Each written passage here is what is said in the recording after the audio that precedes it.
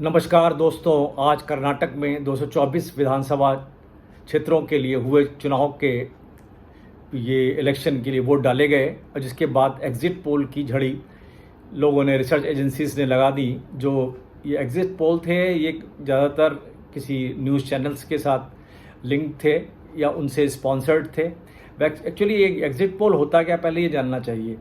Exit poll क्या है? जो वोटर पोलिंग बूथ से अपना वोट डालकर निकलता है तो उसको, उसके ओपिनियन को दोबारा उसको कैप्चर करते हैं। रिसर्चर्स वहाँ खड़े होते हैं, वो कैप्चर करते हैं। उसके बाद जब पोलिंग का टाइम ख़त्म हो जाता है, उसके एनालिसिस के हिसाब से वो एग्ज़िट पोल ओपिनियंस को न्यूज़ चैनल अपने अपने चैनल्स पे इसको दिखाना शुरू कर देते हैं। इसी को एग्ज़िट पोल करते हैं। और इसके हिसाब से यदि देखा जाए, जो हुए अभी 224 सीट्स के जो इलेक्शन हुए हैं, उसके हिसाब से लग रहा है कि कांग्रेस ने बीजेपी को गोगली मार ही दी है। और लग रहा है कि कांग्रेस सरकार बनाने में कर्नाटका में सक्षम होने जा रही है।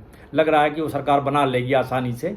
और डिफरेंट न्यूज़ चैनल्स हैं जो अलग अलग ग्रुप्स द्वारा स्पॉन्सर्ड हैं। और ये जैसे आपका, अब ये देखिए, जैसे आपका सी वोटर का जो सर्वे है, जो यशवंत देशमुख वाला जो ग्रुप है एबीपी लाइव के साथ करता है, उसने कांग्रेस को दिखाया कि 100 से 112 सीट्स मिल सकती हैं और बीजेपी को 83 से 95 सीट्स और करीब 20 से 29 सीट्स उसके हिसाब से जेडीएस को मिलती हुई दिखाई पड़ रही हैं। अब इसी तरह की ईटीजी का रिसर्च ग्रुप है, जिसको अब जो ये नवनीत कुमार का ग्रुप है, एम्पावर्ड टेक्नोलॉजी ग्रुप है, इसके हिसाब से 113 सीट्स कांग्रेस को मिल रही हैं और 85 बीजेपी को और 23 वो जेडीएस को दिखा रहे हैं। इसी तरह इंडिया टीवी का भी अपना जो सर्वे है, रजत शर्मा वाला इंडिया टीवी, जिसमें कांग्रेस को 110 से 120 सीट्स बताई जा रही हैं और मिलने की संभावना बताई जा रही है। और 80 से 90 सीट्स बीजेपी के लिए और 20 से 24 सीट्स बता रहा है जेडीएस के लिए और बाकी अन्य के लिए। इसी तरह टाइम्स नाउ ने भी अपना एक सर्वे कराया है। टाइम्स नाउ के हिसाब से जो है 103 से 118 सीटें हैं कांग्रेस को, 79 से 94 सीट्स हैं बीजेपी को और 25 से लेकर 33 सीट्स बता रहा है जेडीएस को। एक इंडिया टुडे ने भी अपना एक सर्वे कराया है, उसके हिसाब से 120 से 140 सीट्स आपको कांग्रेस को मिलती दिखाई पड़ रही हैं और बीजेपी को 62 से 80 सीट्स और 20 से 25 सीट्स आपको जेडीएस के खाते में दिखाई पड़ रही हैं। अब ये देखना ये बड़ा दिलचस्प होगा कि यदि इस तरह के मार्जिन आते हैं, इस तरह के वोटों के रुझान इसी एग्जिट पोल के हिसाब से आते हैं, तो कांग्रेस अपना किसको मुख्यमंत्री का चेहरा बनाने जा रही है और उसके बाद जो अपने उन्होंने 4-5 जो मुख्य वादे किए हैं उसका किस तरह से वो उसको उद्घोषणा क्या उसी दिन करेगी, 13 को ही करेगी या बाद में करेगी, इस बारे में देखना उचित होगा।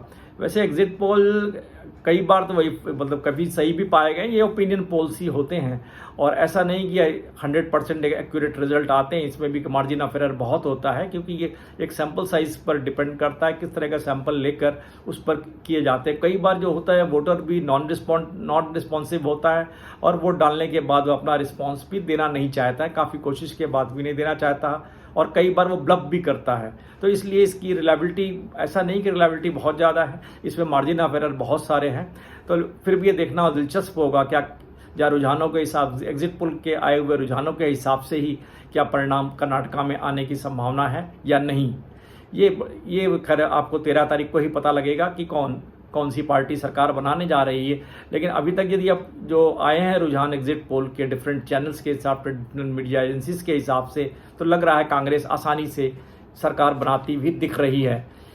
आशा जानकारी अच्छी लगेगी और 13 को फिर हम देखते हैं, इसका एनालिसिस करेंगे। धन्यवाद।